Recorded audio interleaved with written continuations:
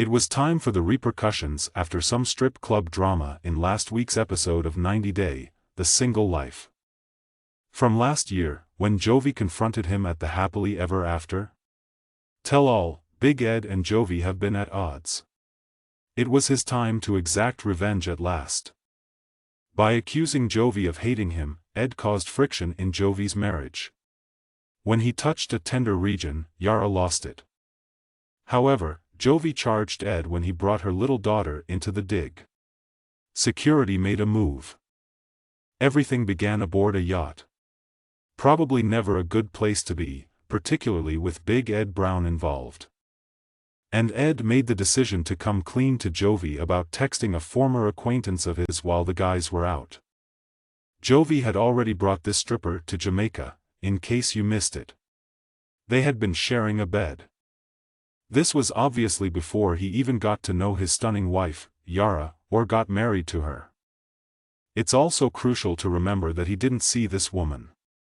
However, given that he is aware of how it will affect Yara, why was he reaching out? When Ed started stirring things up, at first, Yara was laughing.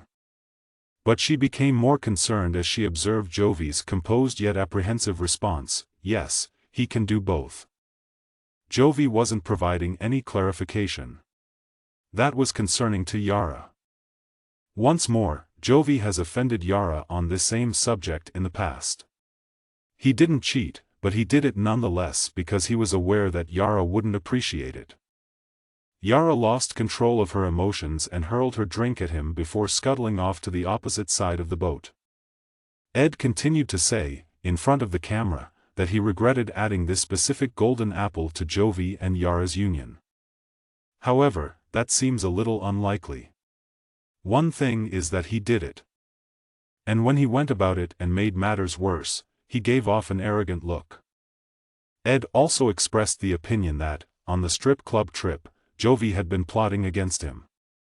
Since Jovi didn't go about motorboating people, Ed felt that Jovi had it coming for exposing how naughty Ed was. Yara reappeared after finding consolation in the person of none other than real-life evil person and franchise antagonist Angela Deem.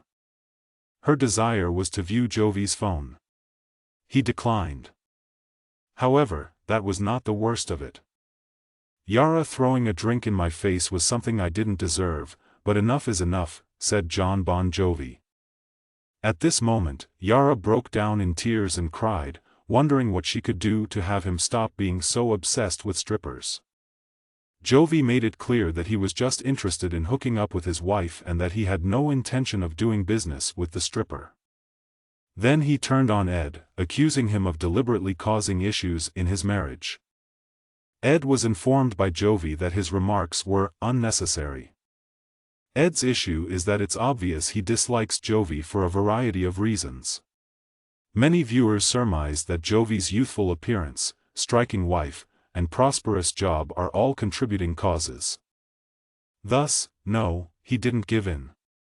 Rather, he included Mila, the small daughter of Jovi and Yara, in the conversation.